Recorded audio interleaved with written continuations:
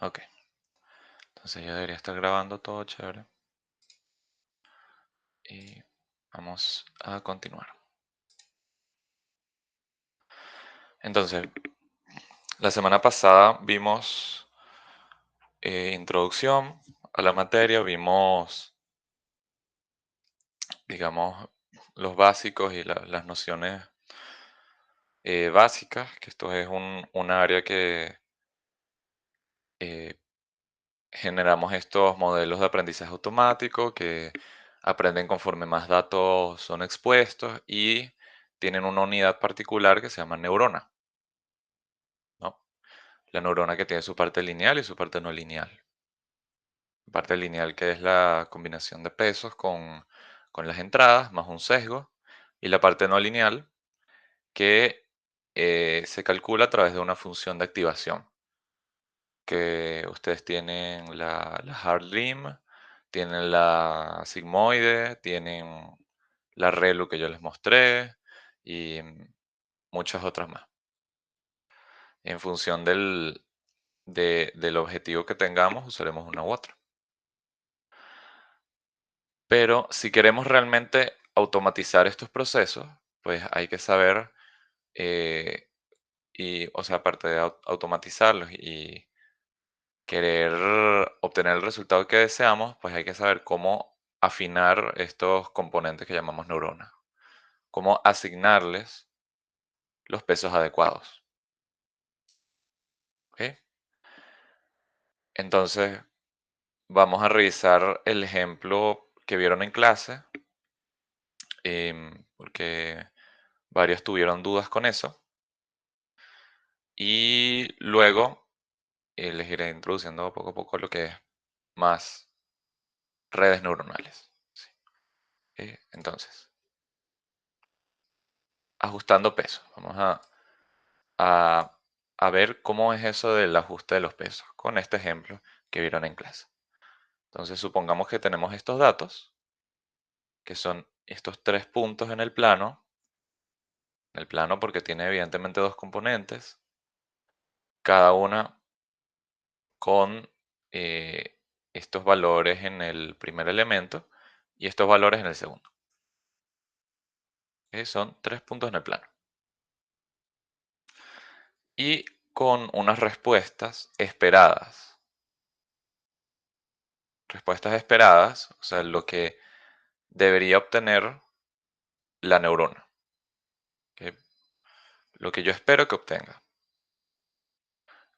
Y estas, pues, esos puntos son las entradas de la neurona. Y acá tenemos esta WT, que es nuestra matriz de pesos traspuesta.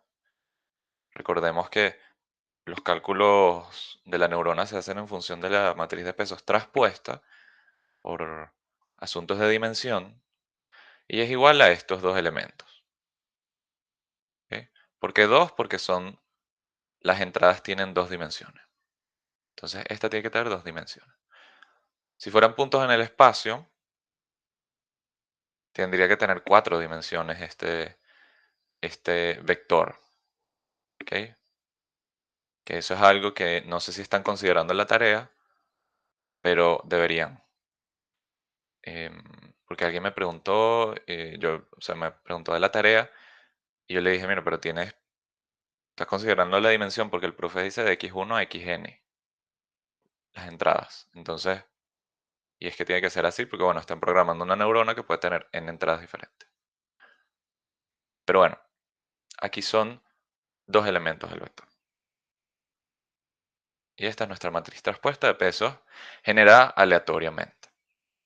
Porque el comentario, bueno, ya ya vamos a ir viendo, pero veremos que generar aleatoriamente es totalmente plausible cuando entrenamos una neurona. Entonces, gráficamente se verá así, ¿no? Estos serán los tres puntos, las tres entradas que va a tener la neurona. Aquí cuando es relleno significa que la salida esperada es 1 y cuando está vacío la salida esperada es 0. Y esta es un diagrama de cómo es la neurona, ¿no? Aquí tenemos las dos entradas. Aquí, si se acuerdan, aquí había P1 y P2. Yo lo cambié porque eso es bastante, me parecer es muy confuso. Aquí lo propio es que sería X1 y X2. Se introducen por la neurona los dos componentes del vector, que aparte de punto esto lo podemos ver como un vector. Se introducen, opera, se hace la suma ponderada, suma producto de estas entradas con los pesos, que aquí lo llaman W11 y W12. Se suman, obtienen el resultado y en función del resultado pasa a la hard limb, que decide si va a valer 1 o 0. Y aquí estamos asumiendo que no hay bias, que no hay sesgo. Entonces, si yo tengo, si yo no tengo bias, yo espero, ¿qué posibilidades tengo para clasificar estos puntos? ¿Cómo divido la región? Bueno, en primer lugar, el estado es una recta, porque estamos hablando de una sola neurona. Y aparte, porque la función va a ser así, ¿no? YW 1,1 por X1 más W 1,2 X2. Entonces esto es una recta de toda la vida. Ahora, es una recta que no va a pasar por el origen porque no tiene sesgo. Perdón, que va a pasar por el origen porque no tiene sesgo. Entonces, vamos a hacer el intento. Ahora, podría ser. Esta es una opción, porque aquí están los blancos y aquí están los negros. Ok, podría ser una así más o menos. Bueno, o así. Bueno, ahí vamos. O así también. Estas son las posibles rectas que me dividen mi plano en, bueno, datos que van a valer 0 y datos que van a valer 1. Entonces, esto para que nos hagamos una idea. ¿Ok? Y en función de cada una, em, voy a tener una matriz de pesos. Una matriz de pesos que va a ser perpendicular siempre. Siempre perpendicular a la recta. Entonces esa tiene eso, luego esta puede tener esto, por ejemplo, y así.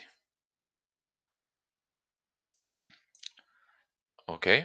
Entonces, eso por este lado. Pero claro, tenemos todas estas rectas, entonces, qué podemos hacer? Bueno, empecemos por este primer punto. Vamos a ajustar primero para P1. Entonces, ¿qué vamos a hacer? Bueno, aquí tenemos nuestra matriz inicial. Nuestra matriz inicial de pesos es esta que tenemos aquí. W1 atrás. ¿Ok? Entonces, si esta es nuestra matriz de pesos, la recta perpendicular que pasa por el origen es la recta que me está clasificando, que me divide el espacio en dos, el plano en dos. Ok, entonces vamos a ver, ¿será que ya esta recta me estará ajustando bien P1?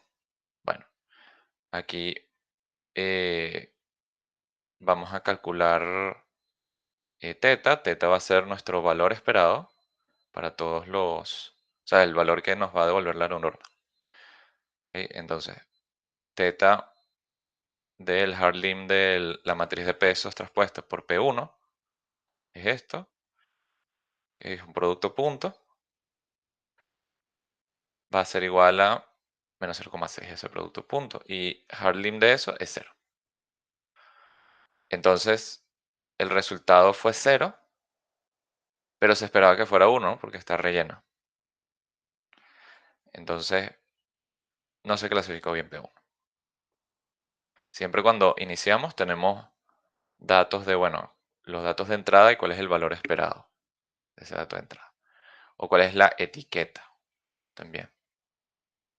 Eso es etiquetar. Y la etiqueta lo que me indica es, exacto, qué valor real, qué es lo que tú tienes que aspirar a obtener. ¿Ok? Entonces, como el resultado fue cero y se esperaba que fuera uno, entonces no se clasificó bien P1. Ajá, pero ¿qué hacemos? Pues, o sea, ¿qué hacemos ante esto? Una opción sería igualar el punto, la matriz de peso al punto, pero eso me genera problemas con otros conjuntos de datos que están, que son, por ejemplo, colineales, que están en una misma recta, así, por ejemplo, me va a generar problemas. Eso no es lo más práctico. Lo que sí podemos hacer es, bueno, a ver, nosotros queremos llevar esta recta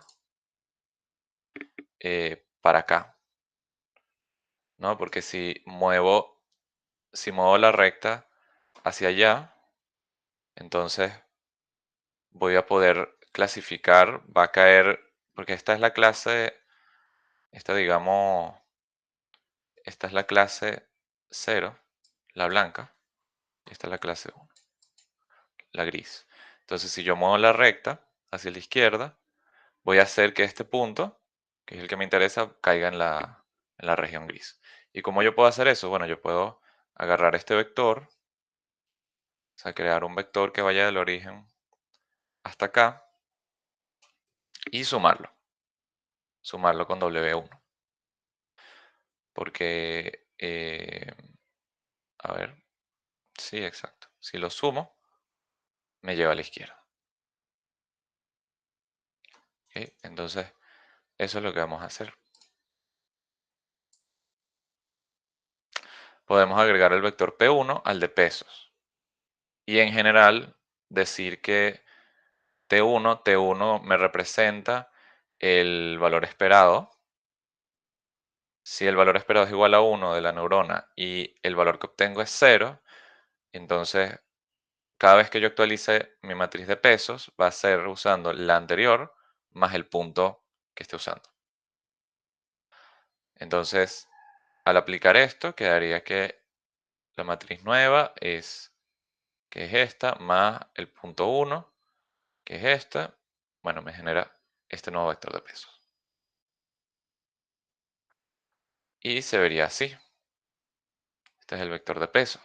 Entonces, ajá, exacto. Aquí, ahí sumó. Este era el anterior. Este era W1 old. Y este es el vector del punto 1. Entonces, por regla del paralelogramo, este termina siendo el vector nuevo de pesos. Entonces ya este está bien clasificado. Ahora fijémonos en este 2. Vamos a ver. Vamos a ver si está bien. Entonces nosotros vamos a usar nuestra neurona, mal, no solo para pensar, sino para calcular. Entonces vamos a hacer el producto punto entre la matriz de pesos actual con el punto 2. Vemos que esto da 0,4 y Harlim de 0,4 por cómo está definido, como es positivo, devuelve 1. Entonces, el resultado de la neurona fue 1, pero se esperaba que fuera 0. No clasificó bien P2. Esto se veía gráficamente, pero bueno, evidentemente hay que hacer los cálculos. Entonces, aquí, ¿qué podemos hacer? Bueno, podemos pensar un poquito parecido a lo que habíamos hecho antes. Sumar no me va a ayudar. Si sumo, este es el vector que me genera P2. Si sumo, el vector va a ir para acá, más o menos. Y bueno, no es conveniente porque entonces me continuaría clasificando este como en la clase 1. Entonces, no vamos a sumarlo. No, no vamos a sumarlo, sino que vamos a restar. Vamos a restar.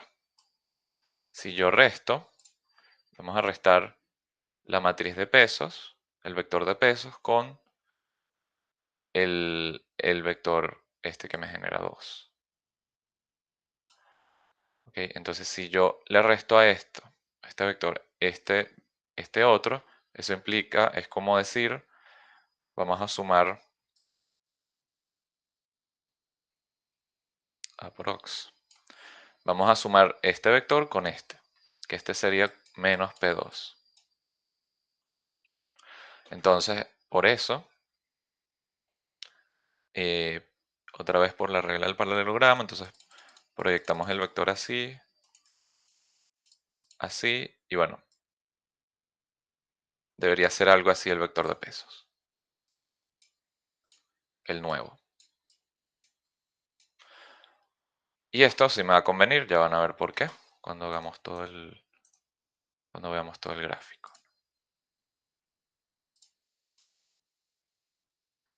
Ah, bueno, de manera análoga con lo que hicimos, a lo que hicimos con P1, podemos restarle el vector P2 al vector de pesos y generalizar otra vez. Es decir, que siempre que nuestro valor esperado sea 0, pero el que obtengamos sea 1, entonces restémosle al viejo el vector del punto actual. Restémosle al vector de pesos anterior el punto actual. Entonces, haciendo la operación, nos va a quedar que este es el vector nuevo a pesos. ¿Ok? Y efectivamente queda así. Queda así. Este era el vector P2, entonces lo proyectan por acá, lo suman y ya. Por ahora, ¿hay alguna duda antes de continuar? ¿Hay algún comentario? No, Ok, chévere. Entonces, ahora vemos que clasifica bien P1, clasifica bien P2, pero nos sigue faltando P3, gráficamente, ¿no? Ya verificando con el cálculo, el hard limit de este producto punto da 0,8, y esto vuelve a dar 1, pero aquí para P3, T era igual a 0. Entonces, aquí pues vuelve a pasar lo mismo que con P2. El resultado fue 1 y se esperaba que fuera 0. Entonces no clasificó bien P3. Y bueno, como sucede lo mismo que con P2, pues repetimos. Hacemos lo mismo con P2. Así quedaría, pues, la matriz nueva, bueno, el vector nuevo de pesos va a ser el viejo menos el punto 3 y nos da esto. Aquí se ve eso. Aquí se ve, lo eh, resta ahí porque el resultado dio 1 y tenía que dar 0. exacto, por esto. Ah, ok. Como fue Si fuera la... al revés, tipo, si diera 1 y tenía que dar 0, sería sumando. Exacto. Ah, ok. Igual vamos a ver que eso se puede condensar todo en una sola expresión. Así, esto. Entonces, gráficamente quedaría así. Aquí estaba el vector anterior y restando con el vector 3, que sería por ahí. Entonces hacen la suma o regla del paralelogramo y termina siendo esto. Entonces la clasificación sería como se muestra. Ya que se clasifica bien todos los resultados, este es el resultado final. Em, exacto, porque bueno, podrían volver a intentarlo con 1, pero ya funciona. Con 1 ya clasifica bien, entonces, porque la respuesta esperada es 1 y van a ver que si intentan con esta matriz de pesos, el valor que les va a devolver la neurona va a ser 1 también. Entonces ya no hace falta ningún cambio. Gráficamente se ve y en todas va a estar bien el resultado que dé la neurona.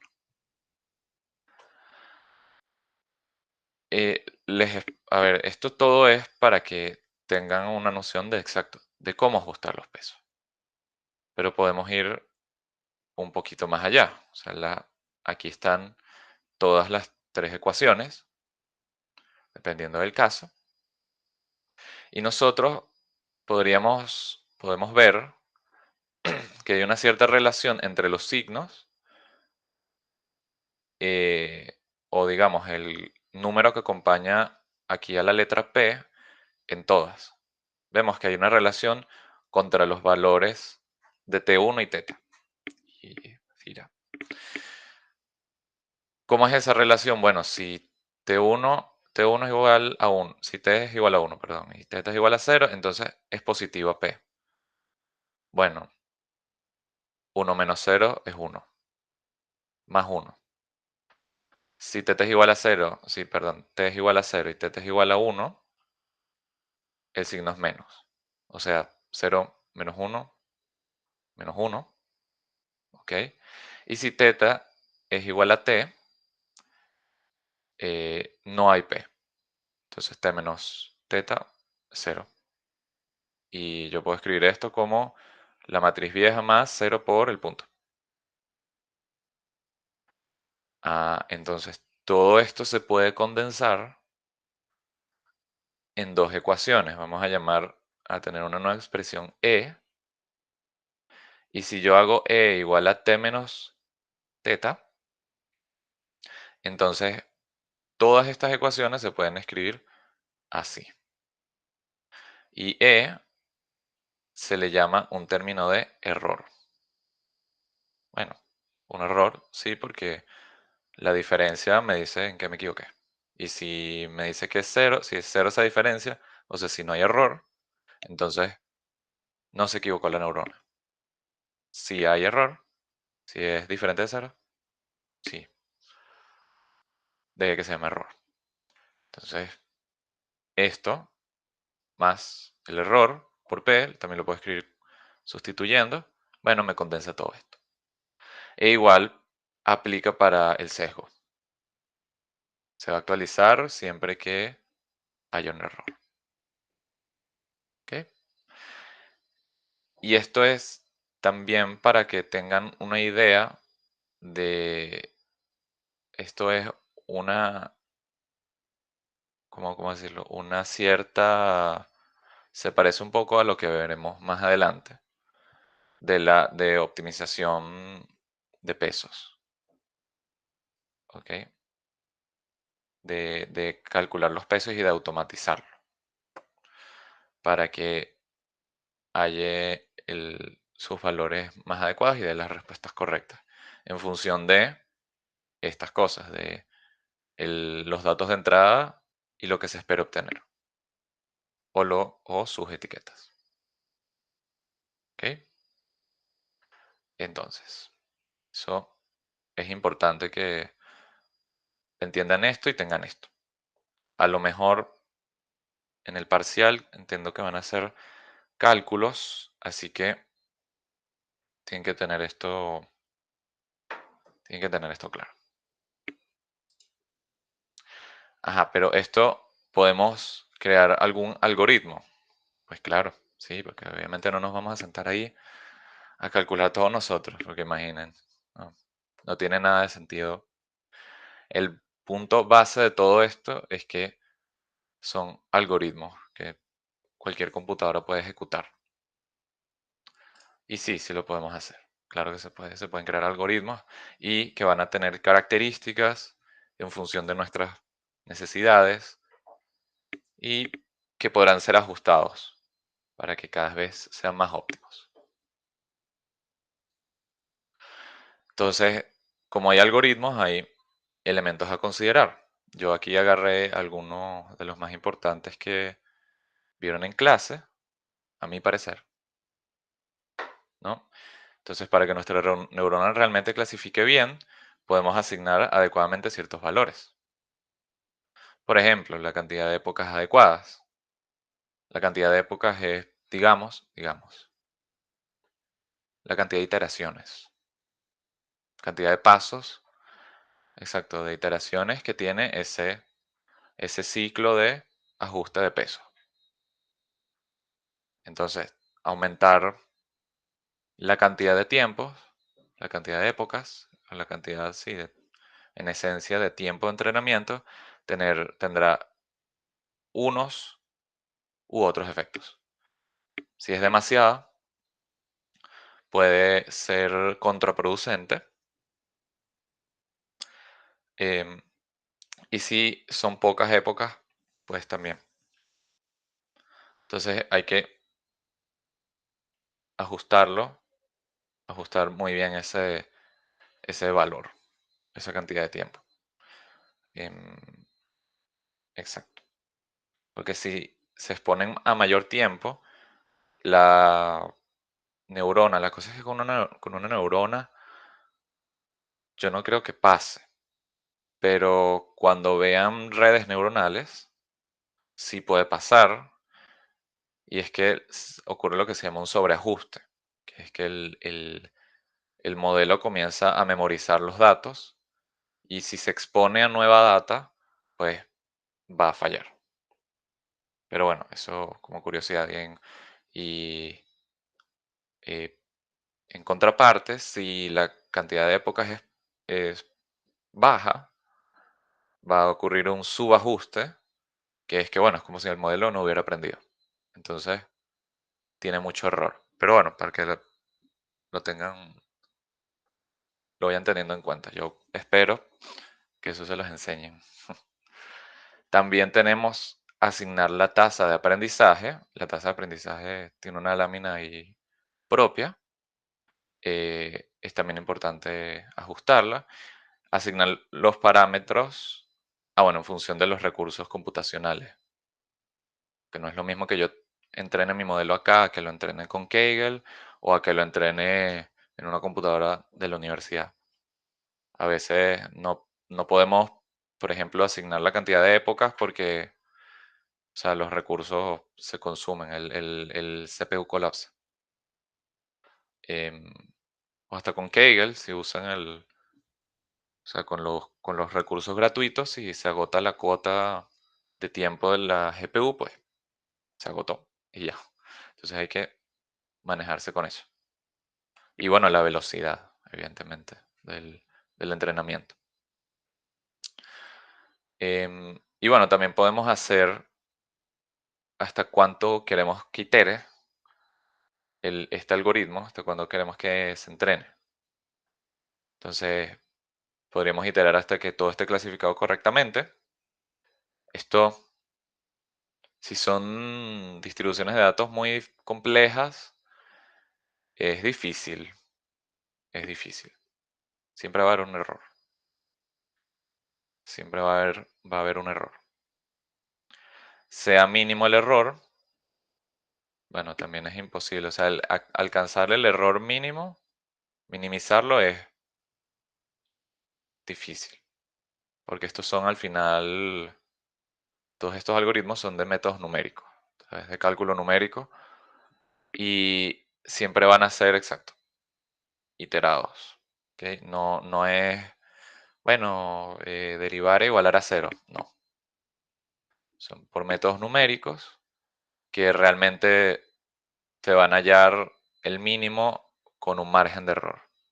Entonces, pero bueno, este puede ser como un buen punto para basarse. O hasta que los pesos no cambien.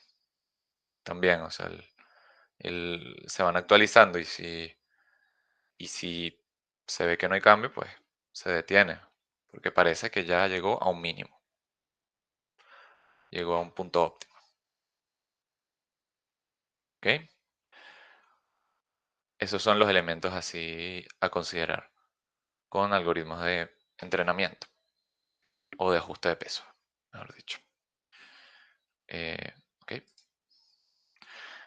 Detallando un poco en la tasa de aprendizaje o learning rate en inglés, en general se denota por alfa, aunque el profe les puso en las láminas ya, nu, que es esta n con estilo.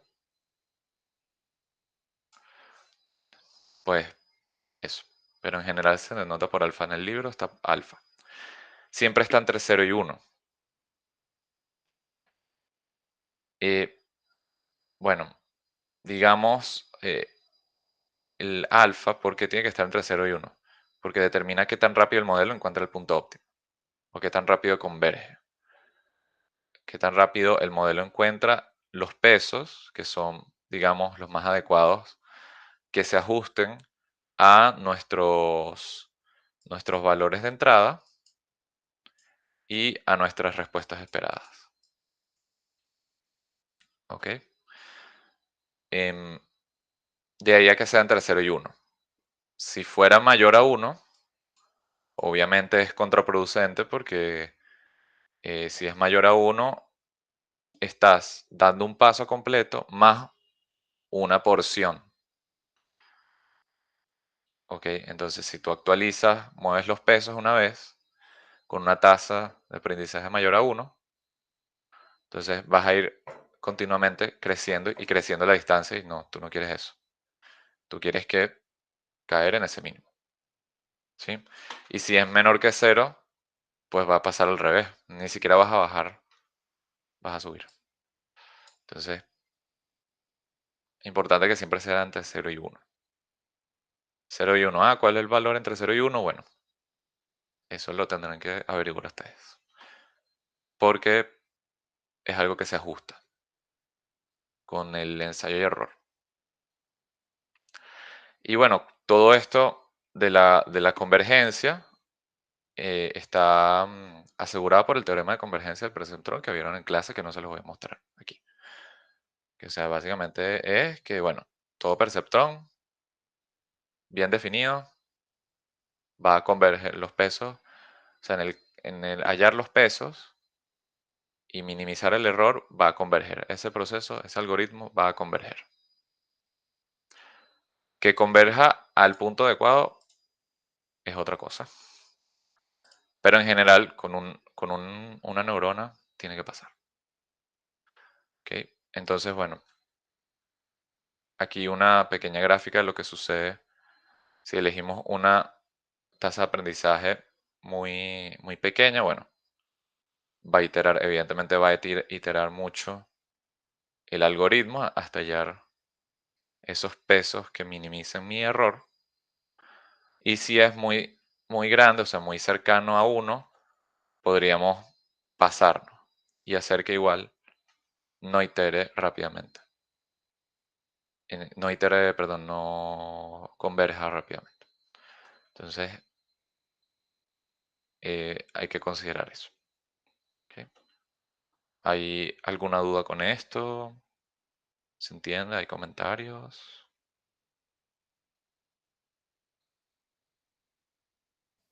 Sí, se entiende.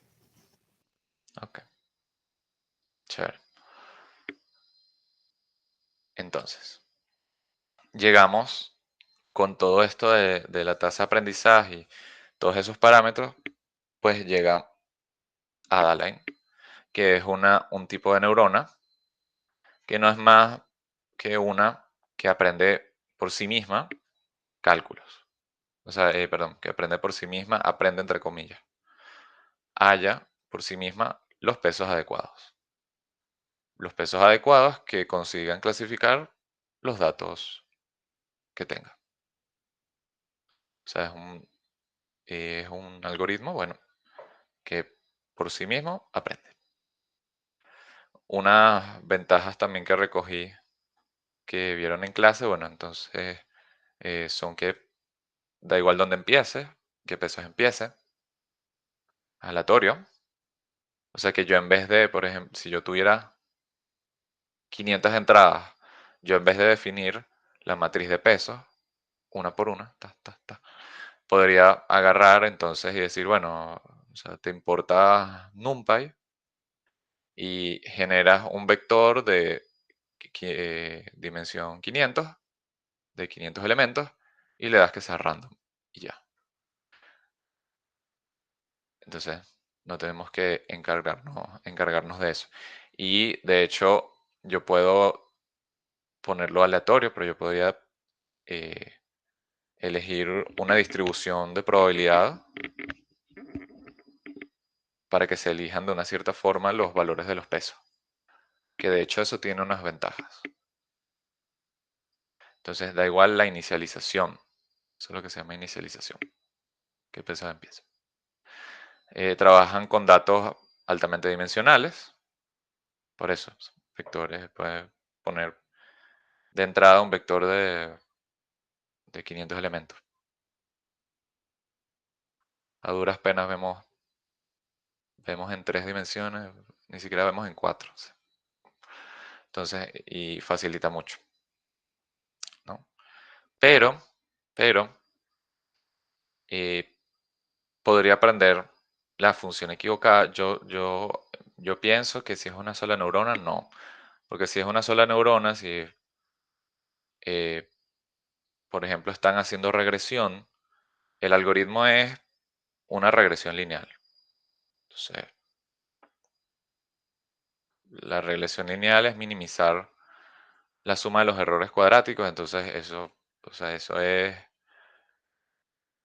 ese no se debería equivocar, yo estoy seguro que no se equivoca, pero cuando pasemos a redes neuronales profundas, eso podría suceder. Y de hecho la inicialización ahí puede jugar en contra. Entonces puede aprender la función equivocada, es sensible a los parámetros de entrenamiento, ¿no? Evidentemente, o sea, empezando por la tasa de aprendizaje, es importante ajustarla bien, porque si no te puede disparar el tiempo de convergencia, el tiempo de convergencia. O la cantidad de épocas. Podría no aprender la neurona o podría memorizar, entre comillas, el conjunto de datos. Y si se apilan en capas, en varias capas, tenemos lo que llaman una Madeline. Esto Adaline es Adaptive Lineal, neurona adaptativa lineal y esta es múltiples neuronas adaptativas lineales. Entonces, esta es la que es realmente poderosa y la que van a hacer en la tarea 2 y la que probablemente hagan para su proyecto, dependiendo de lo que quieran hacer. ¿Ok? Entonces, cuando uno habla de Madeline, ya comenzamos a hablar de nuevos parámetros también y de nuevas características, que una de las cosas, de hecho se las mencioné en la primera prepa, que es lo que llamamos la arquitectura de una red neuronal. Una arquitectura, la arquitectura se refiere al número de capas y cantidad de neuronas por cada capa. Entonces, aquí en esta imagen, aquí tenemos las capas ocultas, 5 cada una.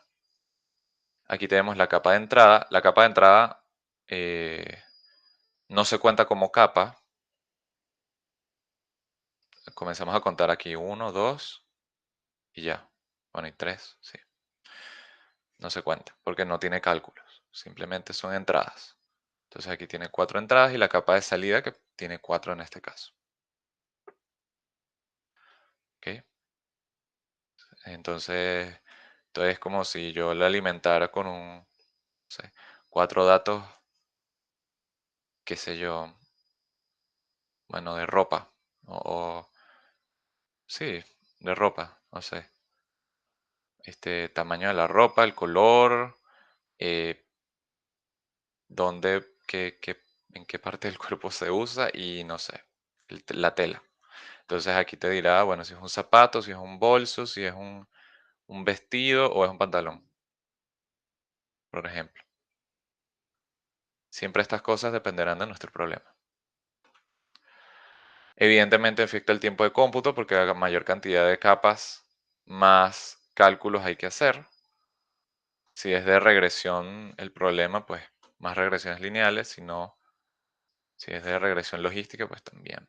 En general hay que hacer cálculos, mucho más cálculos. Y más complejos, ¿no? Porque entonces son matrices más grandes. O sea, aquí casi que crece exponencialmente el tamaño de las matrices, entonces hay que tener cuidado. Si es grande,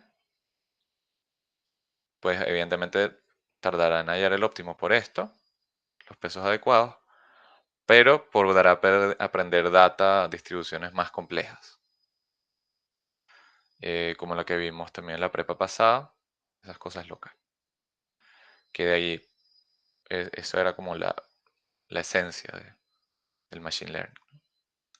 Así que bueno, es un arma de doble filo. Hay que cuidarse con todo esto y más parámetros, hay que cuidarse. Ok, entonces, ¿qué hora es? Ok, no sé si tienen alguna duda, porque ahorita vamos a empezar con la parte práctica que es sencilla. Esto es sencilla también. Ok, ¿todo bien entonces? Vale. Entonces ahorita vamos a ver em, Pandas, que esta es una librería que ya sí me imagino que conocerán, más que NumPy, que es también fundamental para todo esto de Machine Learning, análisis de datos y bueno, para lo que nos interesa más, su proyecto. Ok. Es, por si no lo sabían, pues es una librería de Python que permite importar y manejar datos y que usa un tipo de datos, trabaja en un tipo de datos que se llama data frame. Ya veremos qué es un data frame. Permite trabajar con datos obtenidos, contenidos en archivos CSV y otros, porque bueno, eh, en general que tengan un cierto formato de tabla, que no son solo los CSV, sino por ejemplo los archivos de Excel. Puede trabajar con ese tipo de datos y bueno, es fundamental para el Machine Learning, ya que muchos de estos datasets están en este tipo de archivos. De verdad que yo ayer revisé Kaggle y no sé, el 99% eran CSV, o sea, creo. No vi ninguno que fuera en otro formato. Entonces, digamos que es lo que se estila aquí usar este formato. Y Pandas es la propia para eso. Ah, bueno, y como les digo, es que en ese formato es que están los datasets que sacarán de Kaggle para su proyecto. Entonces, aquí van a tener un enlace a la documentación. Y bueno, vamos a ver un poquito cómo funciona esto. Entonces, vamos a abrir aquí. Sí se ve, ¿no? Ah, no, no se está viendo porque estoy compartiendo Firefox nada más. Vamos a presentar otra cosa. Aquí. Ahora sí, ¿no? Sí, Chévere. Entonces, yo para este ejemplo usé un dataset de Kaggle de unas ventas. Entonces, aquí es como lo muestra Visual Studio. Eh, bueno, ahí saben cómo es un CSV, comma separated values. Entonces es una tabla que está por coma, para que se vean. Y bueno, vamos a hacer un, un archivo, ¿ok? Entonces, en primer lugar, evidentemente, como toda librería, pues hay que importar. Entonces, vamos a importarla. En general se trabaja, se escribe PD. En general, cuando se usa Pandas. Entonces, Pandas maneja este tipo de datos que se llama data frame. Data frame. Data frame que, bueno, no es más que, o sea, no es más que tablas, por ejemplo, tablas de bases de datos. Exacto. O u hojas de cálculo. O sea, todo lo que esté en una tabla, que las filas sean tuplas y las columnas sean atributos, por ejemplo. Entonces, bueno, aquí esta yo creo que es la función más importante. Es probablemente la que usen, la única que usen, así que puedo mostrar esto y terminar la prepa, pero obviamente les voy a mostrar más. Podemos importar, eh, cómo hacemos para importar desde este CSV al código, estos datos de CSV al código. Bueno, simplemente un read, ¿no? Vamos a guardarlo en una variable que se llame df. No, un read. Aquí ven que hay muchos tipos de read, maneja cualquier cantidad de formatos, pero bueno, vamos a hacerlo con CSV y aquí vamos a poner el directorio normal, ¿sí? Ok. Y bueno, vamos a ver cuando si lo importamos bien, debería poder imprimirse. Y aquí se imprime. Entonces, ¿qué nos muestra? En general, ¿qué nos muestra Pandas cuando imprimimos cosas? Bueno, evidentemente la tabla en cuestión. Y bueno, la dimensión, ¿no? Entonces aquí vemos que hay 1194 tuplas y 12 columnas o atributos. ¿Ok? Si queremos podemos ver el tipo también. ¿Qué tipo exactamente es esto? Y es una clase propia de la librería DataFrame. Pero bueno, para mostrar algunas cosas más también interesantes, bueno, podremos, por ejemplo, acceder a alguna columna de la tabla. ¿Cómo es? Bueno, como un diccionario de toda la vida, ¿no? Lo manejamos así, con corchetes, y vamos a poner, por ejemplo, la fecha del pedido. Y aquí me lo imprime. Me imprime ID con el atributo que yo quisiera, por ejemplo. También podría, como NumPy, podría hacer cálculos, por ejemplo, la media y desviación. Desviación estándar. Entonces, ejemplo, hacer la media de los beneficios, ¿no? Porque hay un atributo que se llama beneficio. Entonces, vamos a ponerlo acá, dataframe benefits.min. Ok, a ver que esté bien. No está bien. No. Ah, perdón, los benefits. Profit.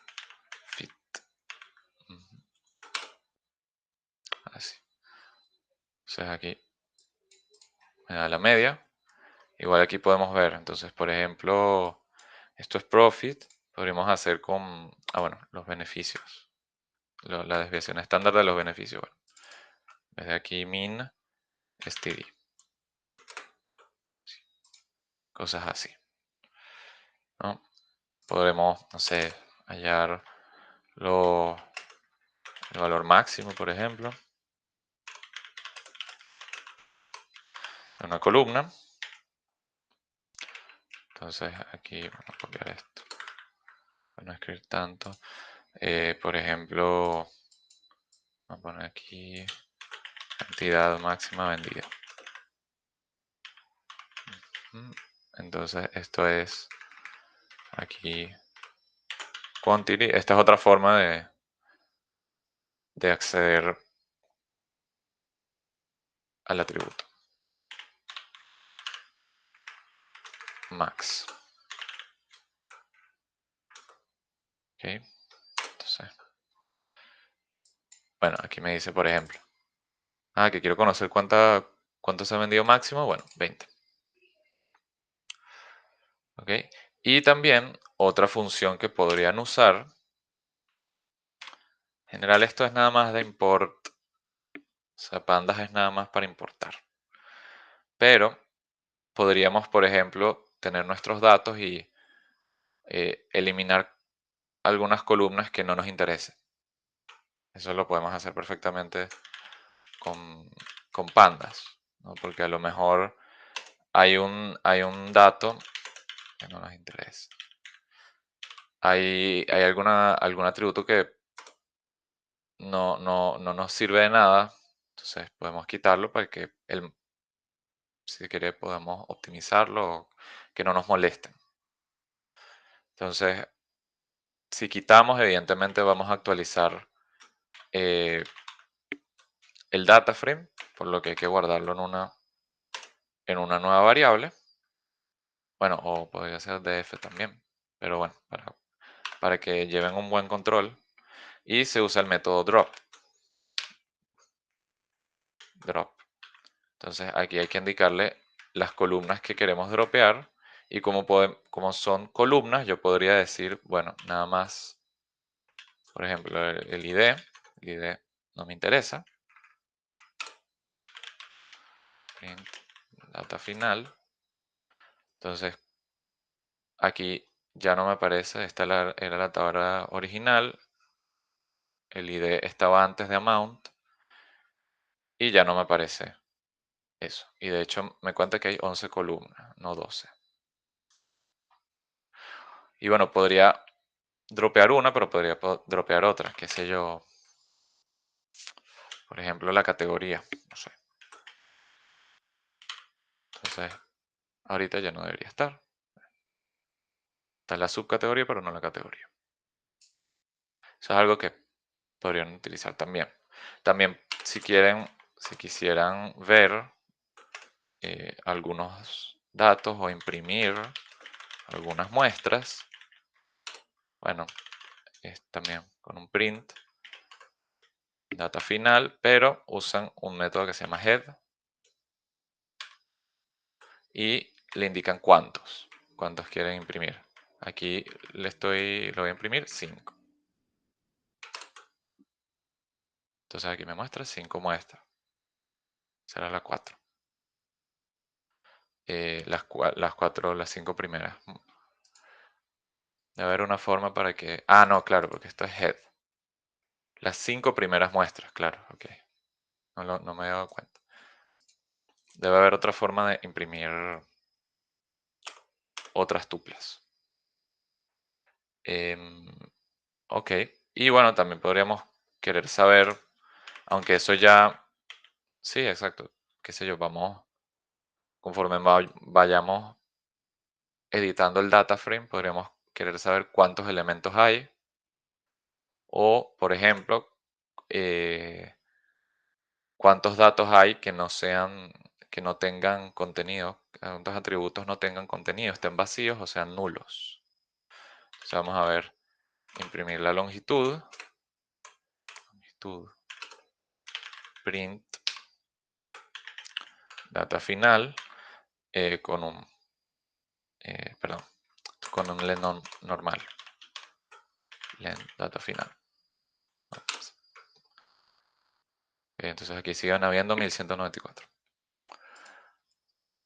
Y luego podría entonces, por ejemplo, eh, contar cantidad de valores con null. Y eso va a ir por atributo, por columna. Entonces es así, is null. Y con su método is sum. Okay. Ya, aquí me fui.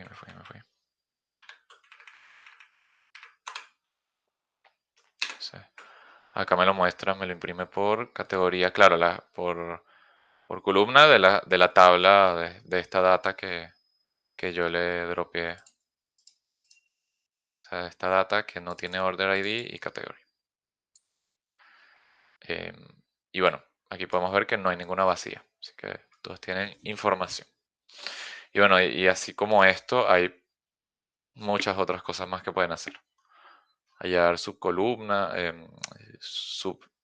subtablas, añadir tablas,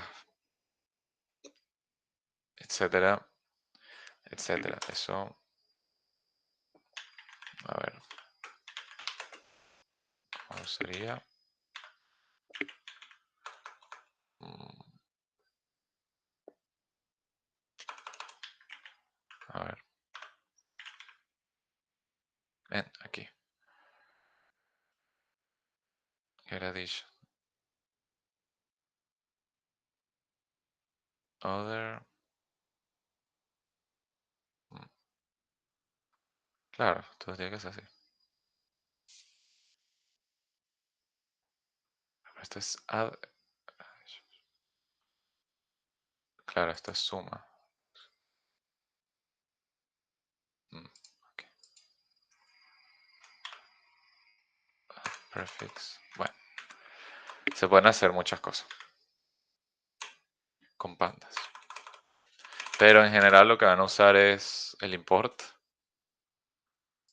y quizás este y poco más. Porque luego ya lo que se suele hacer es que importan y esto con este data frame comienza a usar NumPy para hacer eh, el conjunto de test y de evaluación y entrenamiento para el modelo. Así que bueno, nada, igual ahí tienen en la presentación tienen la documentación. No sé si hay alguna duda con todo esto. Esto la verdad es bastante sencillo. Y la documentación es bastante entendible. No sé si hay alguna duda con esto igual o con la materia o con otra cosa o algún comentario.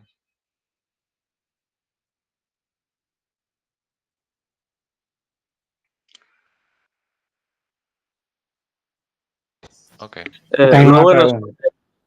Ajá. bueno, dale, David. Ahorita pregunto yo. Ajá, tengo una pregunta que tiene que, en verdad, o sea, no sé si es muy estúpida, pero la cosa es que, vos sabéis que cuando tú tienes una función de activación tipo la del Ujú. escalón, te da Ajá. 0, te da 1. Ajá. Pero imagino que si tienes otra función, pues eso no va, o sea, el resultado no va a ser así. Pero ¿cómo vas a No. ir para clasificar y tal si no tienes 0 o 1? Porque, a ver, tú tienes la... Déjame ver. Voy a dejar de compartir esto. Le voy a mostrar la lámina. Limit. Vamos a ver.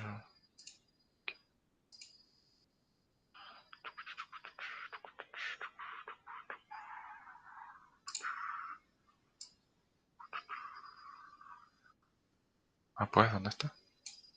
Aquí. Se ve, ¿no? Se ve la Sí. lámina. Esta, tú tienes la sigmoide. La sigmoide, por ejemplo. La sigmoide tiene un rango de 0 y 1. Pasa que tú, a ver, tú podrías, exacto, clasificar de manera binaria. Pero realmente eh, lo que se suele hacer es que se usa una función así, continua, con un rango entre 0 y 1. ¿Para qué? Para que el resultado de mi red neuronal sea un vector, ponte y1, y2, y3, que realmente me indique probabilidades por cada uno. Cada y representa una clase, ¿no? Supongamos ¿qué es lo que van a hacer en la tarea 3? Entonces van a crear un modelo que clasifique ropa. Sí, exacto. Que clasifique ropa a través de imágenes. Em, Pasa que tú, si te dan, a ver, si tú le alimentas a un modelo con fotos de ropa, si es 0,1, o sea, es un zapato. Entonces, el vector resultante va a tener tanto tipo de ropa como haya. En ese dataset que van a usar son 10 clases. Si el modelo, tú le pasas una foto de un zapato, el resultado que te dé el modelo de la clase de zapato va a ser 0,1, pero, o sea, no es, no es tan útil y es más, eso creo que dificulta el entrenamiento, si es 0,1. Lo propio es que uno use en la última capa, en la capa de salida, una función como la sigmoide, eh, que te da valores, o sea, que el rango, el resultado está entre 0 y 1, pero incluidos todos los, o sea, te da un intervalo entre 0 y 1, para así generar distribuciones de probabilidad. En vez de, entonces, si tú tienes la sigmoide como función de activación en la última capa, va a decirte, bueno, en vez de decirte si es 0 o 1 sobre si es un vestido, él dice, bueno, yo lo vi y tiene como una probabilidad, porque al final genera una distribución de probabilidad, de que sea una probabilidad de 0,2, de que sea un vestido. Dado que la foto que me pasaste es un zapato. Eso entrena mejor al modelo. ¿Sí? Es mejor tener esas funciones continuas en la salida. Hay otra que realmente, porque la sigmoide no es la que se usa. Hay otra que se llama softmax, que, bueno, no sé, aquí yo la menciono. Bueno, tiene unas características y es la que se usa para clasificación realmente. Pero es eso, lo propio es que tu vector de salida, en vez de ser 0, 0, 1, 0, sea distribuciones de probabilidad. O sea, te va a generar una distribución de probabilidad que sumado, los elementos sumados aquí deberían dar 1. ¿Ok? Y exacto. Y sí, no sé si me expliqué. Sí, sí, se entendió. Ok. Lo propio es que se usa eso. Yo creo, sí, yo la verdad, yo nunca había escuchado ni de la Hardlim, nunca había escuchado de ella. Em, pero bueno, sí. Y pendientes porque esas, en tal caso, se usan en la función, en la última capa. Cuando veamos en la capa de salida. La Hardlim y todas esas. En las internas no, evidentemente no tiene sentido usar esas porque todas las neuronas te van a ir devolviendo 1. Eso va a dificultar mucho el aprendizaje. Pero en la capa de salida sí puede ser. Sí, eso. Entonces, No sé, eso tiene sentido. chévere. Chévere. No sé si tienen algo más. Bueno, lo que yo iba a preguntar Ah, era sobre la tarea 2. No sé si ya te leíste el enunciado. Que bueno, o sea, sí. la tarea 1 relativamente es sencilla y la tarea 2 es como la tarea 1, pero mucho más avanzada. Bueno, yo ahorita me perdí los primeros minutos de las prepas, pero vi que estabas explicando justamente ese tema del ajuste. No sé si ya eso es suficiente para hacerla o debemos esperar más o menos que en la clase nos orienten, o si ya eso es aprendizaje autónomo que debemos darnos golpes con eso. No, deberían verlo Tú eres de los De los jueves. jueves, sí, nos perdimos una clase, por eso estamos medio en el aire. Sí, bueno, esto que yo les di lo vieron el martes y lo debieron haber visto ustedes el jueves, pero claro, fue feriado. Eh, la semana que viene em, deberíamos ver esto que es retropropagación, que es eso, es el entrenamiento de la red, que es lo que vamos a usar para los ajustes de peso. Porque bueno, lo que yo les expliqué, bueno, ustedes vieron un pseudocódigo, pero miren, yo leí ese pseudocódigo, la cosa es que no me dio tiempo de preguntarle bien al profe, pero yo lo leí y no entendí bien. Y no se los quise explicar porque vamos a usar la retropropagación, que es una herramienta mucho más poderosa para entrenar y que es la que van a usar en redes profundas. El punto es que deberían ver eso antes de hacer la tarea 2. Sí. Igual yo se los explico. Yo se los voy a explicar la semana que viene. Porque bueno, como es una sola prepa, voy a ir al ritmo del que vaya más adelantado. Lamentablemente. Pero lo vamos a ver. No es tan complicado. Bueno, sí, no es tan complicado. Ciencia no. Programarlo. Mm, pero no es tan complicado. Como ya vimos el entrenamiento, el ajuste normal, o sea, como básico, eso lo otro no va a ser tan complicado. Tener la noción de aquí es lo importante. Tener la noción de que, bueno, es siempre una actualización, los nuevos, uso los viejos más un error bueno, el punto acá. Ya veremos que eso luego se mete ahí la tasa de aprendizaje, porque la tasa de aprendizaje es el paso que yo doy hacia la actualización de los pesos. Pero bueno, lo Sí, no, verán, lo sí, verán, lo veremos y lo veremos aquí, lo veremos aquí. ¿Mm? Chévere, chévere. No sé si haya alguna otra cosa, comentario. De verdad me disculpo por el día, pero bueno, aquí vamos paso a paso y conforme vaya saliendo las clases es que voy revisando todo. Pero ya la semana que viene sí, nos vemos el sábado normal. Bueno, si no hay ninguna duda voy a detener aquí.